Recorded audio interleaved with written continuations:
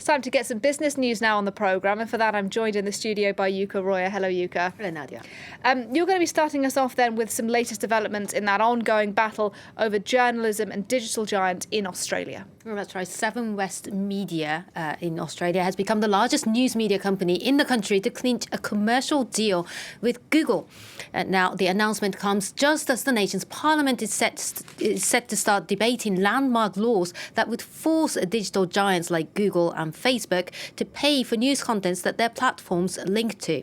Google had earlier warned it would pull its search engine out of the country entirely if the bill was not modified. Australia's Treasurer Josh Frydenberg voiced optimism over the recent development. Both the media proprietors and the digital giants, I think, recognise that we have something that is workable here in Australia, something that we can take forward, something that can ensure a sustainable media landscape, and something that will see journalism continued and journalists rewarded for generating original content.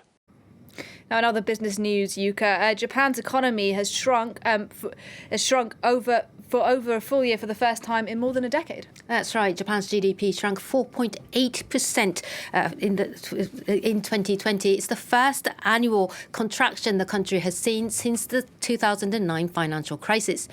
Now, even though Japan has been weathering the coronavirus pandemic relatively well and no lockdowns have been imposed, businesses have suffered from reduced numbers of travellers and diners.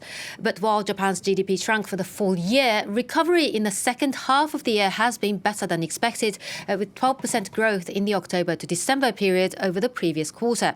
This after suffering the worst recession in half a century in the first half of 2020. Yeah, Yuka, and Japanese stocks are rallying this Monday despite the news of that data. And that's right. It seems surprising, but the Nikkei closed above the 30,000 yen mark for the first time since 1990, as the disappointing figures were still better than analysts' expectations. South Korea's Kospi also rose at the start of the trading week. Meanwhile, markets in China were still closed for the New Year holidays. Here in Europe, trading got off on a positive start as optimism over COVID-19 vaccines continues to lift market sentiment. As you can see, London's FTSE, Paris's CAC 40 and Frankfurt DAX all rising between 0.5% to 0.75%.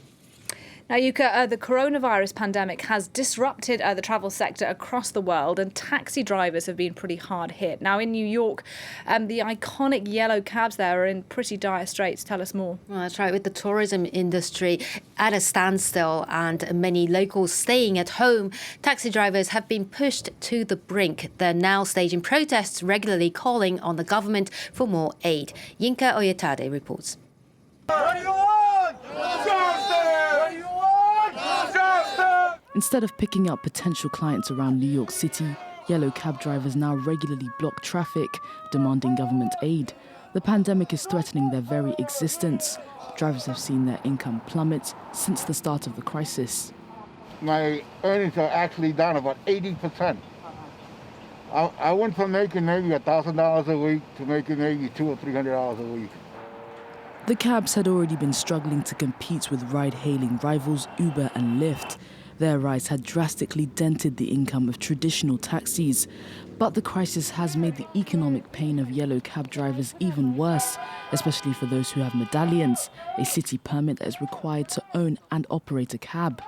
Many are drowning under the debt of the costly licenses.